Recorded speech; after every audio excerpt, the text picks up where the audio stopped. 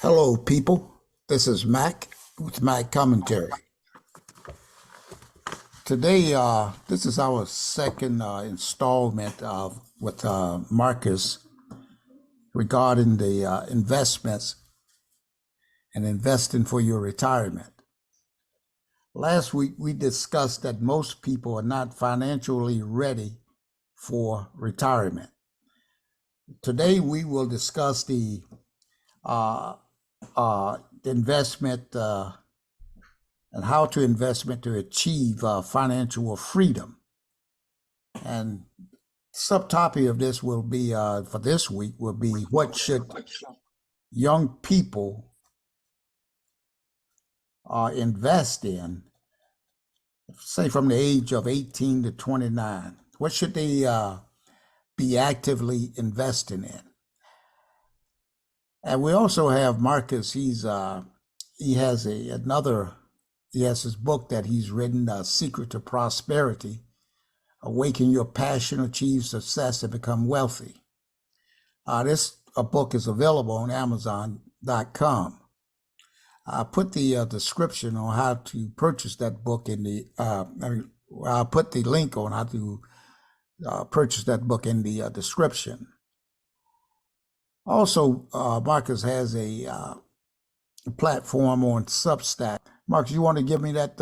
It's markhill.substack.com. Great. I'll also put that in the description. Hello, Mark. How are you doing today? Great.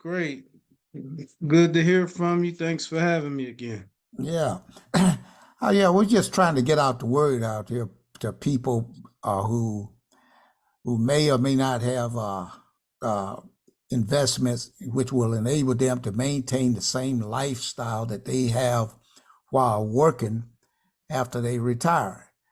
A lot of people have a tendency when they retire, they just depend on their Social Security. And some companies even have a pension fund, but these funds are substantially lower than what they are making as a worker during their lifetime. So if for some reason they don't have their homes paid for, they have a pretty hard time after they retire. So, Mark, what would you suggest young people in the age that just getting started here or been working for a few years, from say 18 to 29? What should they start looking? I know many of them will have retirement plans. They may or may not have any Social Security because the way they're talking, it may not be around many more years from now. So what should they do in order to plan for a very good, satisfying retirement? Well, first of all, people have to start at the foundation of wealth building, and there's certain principles around money.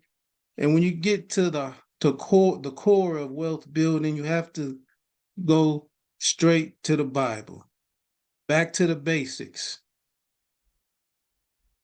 And one of the best parables in the Bible that relates to money is the parable of the talents in the book of Matthew, or in the book of Luke, it is called the parable of the minas.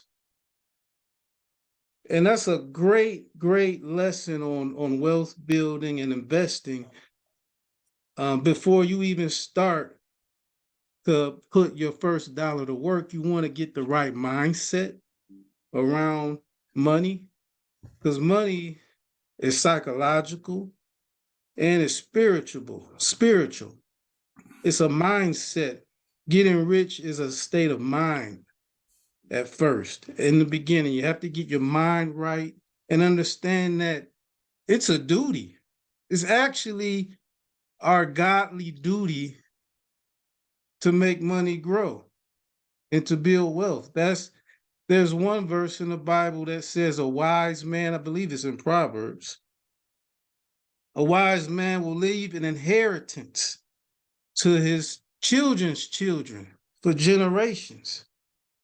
God is pleased when we make money grow and become richer. God wants us to be rich. And that goes against a lot of negative, prevalent mind states that permeate throughout society where it's evil to be rich, or the rich are greedy, the rich are selfish, the rich step on other people. And some people are evil and some people are benevolent, whether they're rich or poor. Money only enhances the type of person you already are. So I just want people to first, before they even make their first dollar and invest their first dollar, I want to propagate and educate people that getting rich is good. So in the parable of the talents, and I'm sure a lot of you may know this already, but you want to be refreshed. It's a very popular parable, but you got to refresh your mind. Wisdom is just like taking a shower. I know you've already took a shower, but you got to do it every day. You have to soak yourself in biblical wisdom so you know how to apply knowledge. Now, so the parable of the talents, uh, there's a business owner or a prophet who wanted to take a trip, and he gave money to three individuals. The first person he gave money to, he said, "Look, I want you to invest this money," to all three of them. Gave all three of them some money. And when I come back from my trip, I want to see what you done with the money. Did you make it grow? Or did you build interest or whatever? The one person who he gave one talent or $1 to, he came back and he said, "Oh, you turned that $1 into $5. Okay, so I'm going to make you the ruler of 5 cities.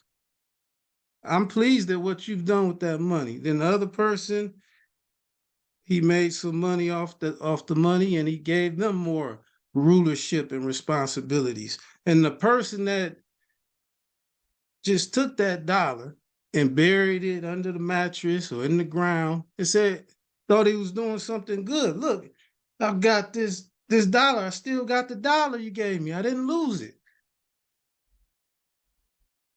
But the boss was very displeased. He said, "You just wasted the talent. You didn't make it grow." So then he took away the $1, and now the person had nothing. So the lesson is that later on in the parable, it says, "He who has will be given more, and he who has not, what little he has will be taken away." So Yeah, that's that's the parable of the three servants, right? parable of the talents, parable of the minas in the book of Luke, and in Matthew they call it the parable of the talents. I guess you could call them servants of a king or a boss. Yeah, Matthew, I believe it's Matthew 25, 14 through 30 verse, you know. Yeah, so that's another. I mean, this is how in modern times the rich get richer and the poor gets poor. It's just universal law that God created since the beginning of time. A lot of times the rich people are rich minded, not necessarily just rich in money. They invest, they circulate their money, they're looking to make it grow. A lot of people who are poor minded with their money, they don't think about making their money grow. They might just try to save it, but never invest, or they'll just blow it frivolously on anything that's not going to increase or multiply. So I just want people to first get their mindset correct that you have to invest. God wants you to contribute to society with the talents he gives you, not only financially, but personally. We all have talents that God wants us to cultivate and grow, just like the money. See, the same wisdom correlates to all different types, facets of life, but just sticking to the money. So now that they understand that you must make your money grow. You want to invest in certain, when you're a young person, you can be more aggressive when it comes to investing in stocks. That's just one asset class. Some people like to invest in real estate, cryptocurrency, gold. The stocks is one of the most common forms of making your money grow. That's the one that I like the most, because through stocks I can also get into real estate and all the different parts of the economy the stock market does represent. But people who are new to investing in stocks, generally I'm not giving financial advice, but generally the stock market has always gone up over the long run. There hasn't been a 20-year period where the stock market has not increased and made money for people who stick to it for the long. It's not an overnight thing about getting rich. It's about making your money grow in terms of the way God will be pleased with you. It's Yeah, like planting a garden. right, but right along those lines, right there, like a young people we're talking about here initially here. What, but this can be applicable to any age group. But but this here particular installment section here of money and investing is directed towards the 18 to 29-year-old. Now, a lot of times when you're at that age, that age right there, time seems like you talk about 20 years, 30 years. I mean, that seems like, oh boy, that's just too far away. And what they have to do is think in terms of that you I mean you don't think that you won't be here 20 years from now. You have to be positive and say I will be, and where do I want to be 20 years or 30 years from now. That's the way people that really get wealthy, that's what they do. They plan like that. Do you adhere to those type of principles like that? Planning. Absolutely. Absolutely. You want to have some sort of plan for every 10-year increment of your life. And the wealthiest people, they think 50 years into the future. Um, and once you get past the age of 30, you see how fast time starts to fly. And so between the age of 20 to 50 or 20 to 45 is just a blip in time. Is like nothing. It'll be there before you know it. And not like you said, 9 times out of 10, you will be alive in your 40s and 50s and even your 70s and 80s. Most people will be alive. So it's like you have to think about the quality of life that you want in the future. You want to be rewarding your future self. You want to be able to look back and thank yourself in the past for investing in the right things and being prudent with your money.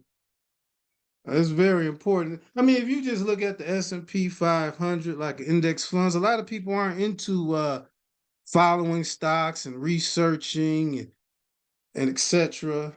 So you can just invest on autopilot. If it's not your cup of tea, or you don't have the interest in researching different companies, the S&P 500 you can look into buying an index fund, an exchange traded fund, very, very, very minimum fees. which represents the top 500 companies in the world. And when some companies go out of business, they get kicked out, and they're always replacing it with the top 500 companies in the world. And that's their job. You have an ownership stake in their progress and profits. And you just, like I said in the before, you want to get to eventually a goal where you can invest 50% of your income, but just start small. Start with a little. Start with 2%, then 5%, and then it'll become a habit. Investing becomes a habit. Being financial savvy is a habit,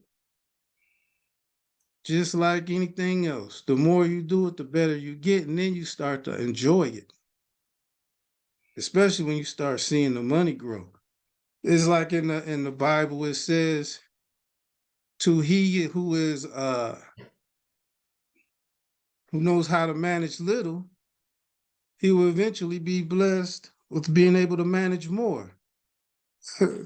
So it's showing. So if you can invest $500, you'll eventually be able to be blessed with investing 5,000, then 50,000. You have to prove to God and to the laws of nature that God created that you are responsible.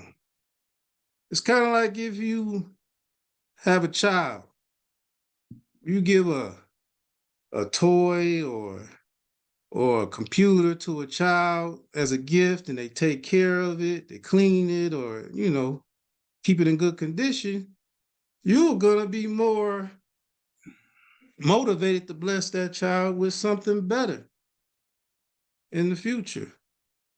So this is all God's law, and it all works the same with money. If you're good with $1, God will see that you're responsible enough, you'll be blessed to manage $1 million. But God's not going to bless anybody to manage $1 million if you can't show God that you aren't wasteful that you're wasteful with $5. You're not going to get 5 million. Well,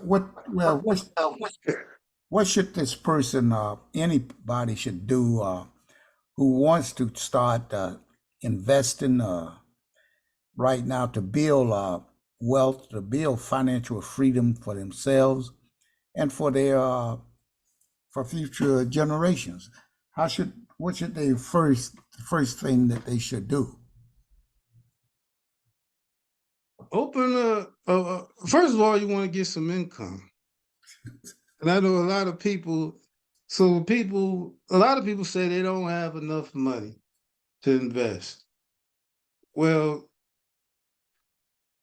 you either there's right now in the economy we're in right now, even without a lot of skills, if you're willing to move to where the money is, to where the great economies are, um, especially within America right now, even without high-tech computer skills or trade skills like plumbing, electrician, you can make $100,000.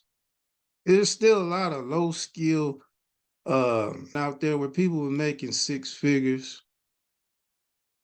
And within the way inflation is now, you want to get above the six-figure level so you will have a good chunk of change to stow away and make grow. Right Well, now, the average person is making around $50,000-$60,000. But you want to get your skills up, but even before that, you can work as a gas station manager in Texas. You can work as a manager at Walmart and make $100,000 and up. I just saw an article about Buc-ee's, the gas station in Texas. They paying six figures to the car wash attendant. I mean, so if you really seek the money, it's there. So I want people to boost your income up, even if you have to take a side gig and start a little business on the side. That's a business of passion. That's another thing about the parable of the talents. If you have a talent, God wants you to share your talent with the world. You know, how many stories have you heard of people who like to bake cookies and just started packaging cookies up and selling them to people, and then eventually a big time food company wants to buy them out for millions. I mean, so use your talents, whatever it is, whatever you enjoy, you can monetize that also. But Um, getting back to opening up an account though, like you were talking about, Marcus, I mean, most of these brokerage firms out here, you can open up an account free with nothing in there initially, and with $50 or $100, and then right, it's different. Yeah, and it's then you easy. just add to it until you get to the amount, and then at that point, once you, I don't care whether you're making $500 a week, $600 or $800 a week, you can take a certain portion of that, like you talked about, whether it's 5% or 2%, 10%.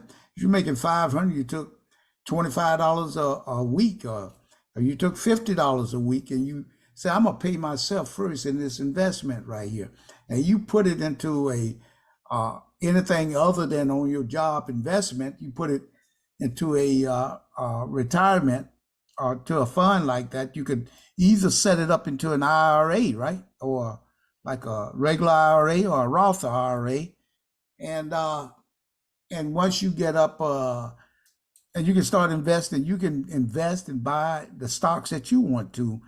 I think you talked about once before. You talked about the last week. I believe you mentioned the blue chip stocks, right, or the aristocrat stocks.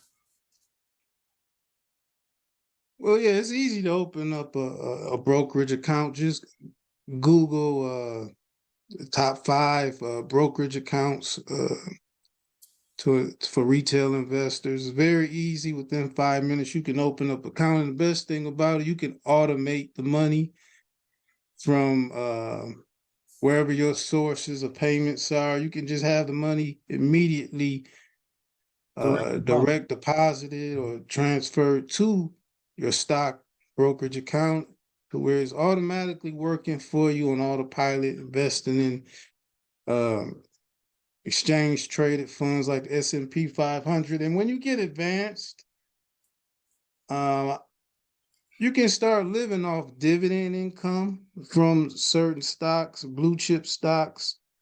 If you care enough to just do a little research, and there's you can actually have a income, a second income, or even a pension, creating your own pension from a lot of dividend aristocrats. Look that up.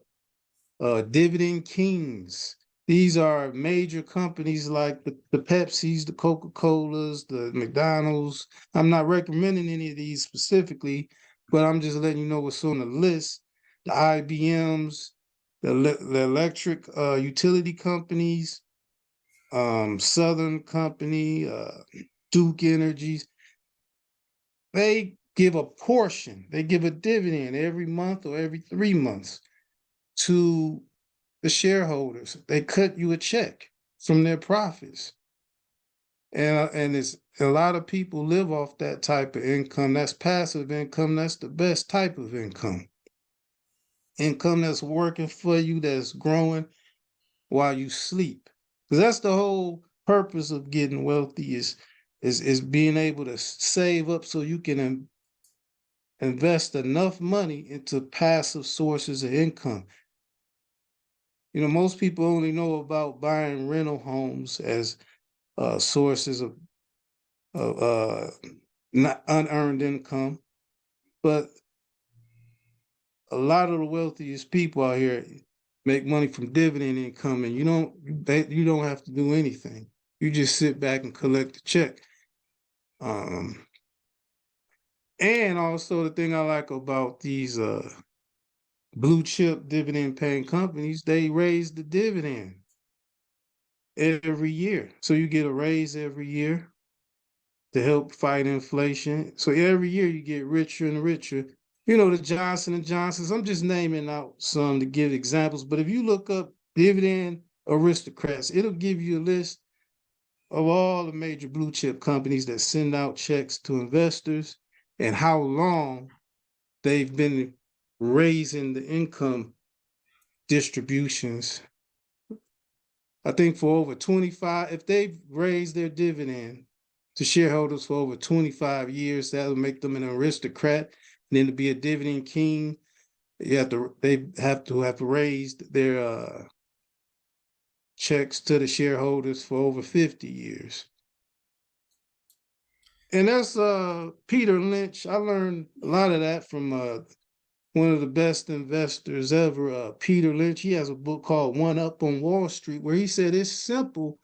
The way he got rich was just invest in things you know. Like we all know what Procter and Gamble is. We use their washing powders, their toothpaste.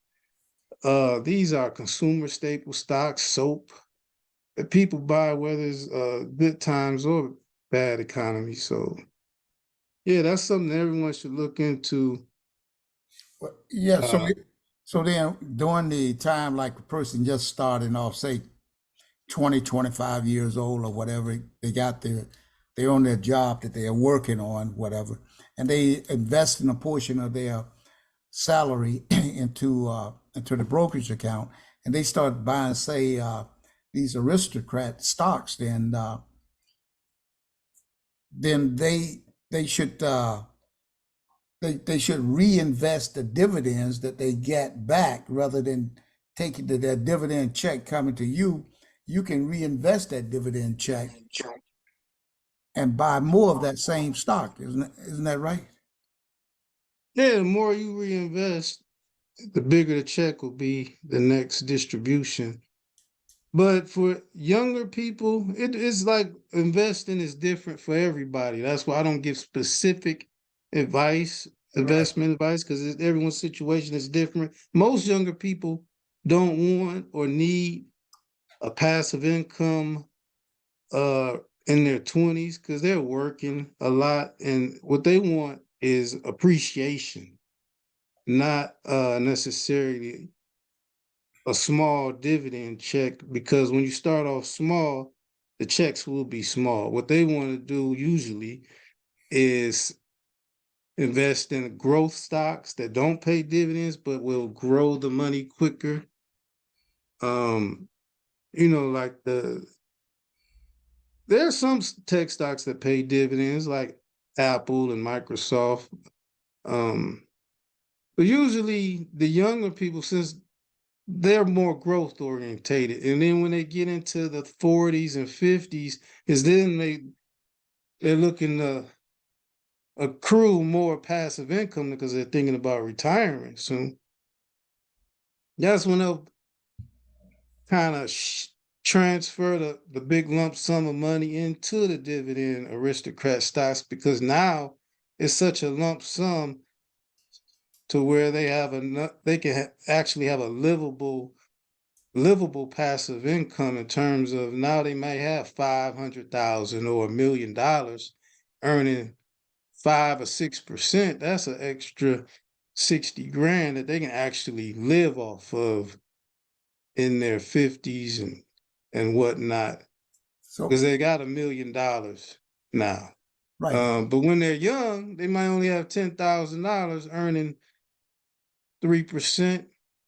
May not be worth it. They may want to grow the money in, say, more tech orientated funds like a NASDAQ ETF. But it really depends on the person. Some people, they start off slow in their 20s and just stick with the dividend stocks. There's some people that take that strategy also. Oh, right.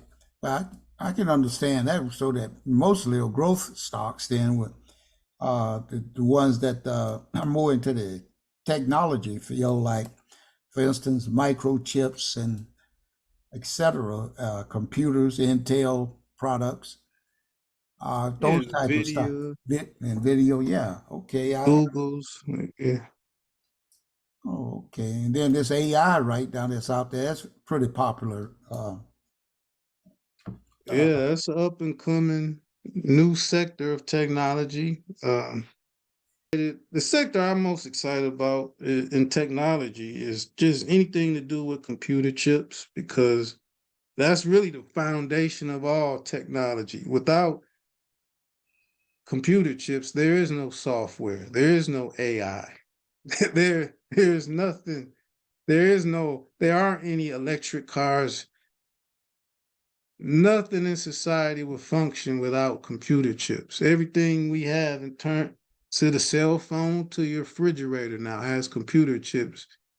And they have to keep advancing and advancing these computer chips every year. It's in cycles. There's some down cycles, but when there's a boom cycle in computer chip manufacturing and profits, it grows like wildfire. I mean, money is, falling from the sky when you're in that up cycle. You Right. know. That's that's a lot of good information that you've given to us today, Marcus. I just want to remind everybody out there that again that Marcus has a book out called "The Secret to Prosperity" by Marc Hill, and that is on. And he goes in that book. He has some very good information in there. I've read that book several times, and I even use it myself as a guide whenever I'm getting ready to do some things. But for a beginner who wants to just understand the investment world out there, I mean, and get a start on it, I think this would be a great book for you, The Secret to Prosperity. Marcus also writes articles with the markhill.substack.com. That he has some very good articles on there. He talks about certain things, dress for success and etc., and also how to certain types of investments that he likes to look at. So, Marcus, with that, I wanna thank you again, man, for another great presentation. And then next week we'll be back again, people, to discuss. We'll go into a little bit more details about investing for people who are over 30 and what they should once they should start realizing that time flies, and so they don't want something to creep up on them like, hey, I'm going to retire in 30 years, so I got to make sure I've got something going for me so I can enjoy my retirement, traveling or doing whatever. So again, Marcus, I want to thank you and have you have anything else you'd like to say before we end this presentation? Well, just thanks for having me again.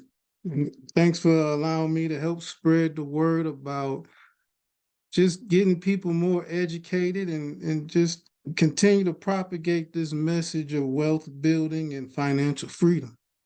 Yeah. All right. Thank you again, too, Marcus, and have a great evening. And we'll see you next week. All right. Okay, thanks. And people, don't forget to subscribe, and we'll talk to you soon.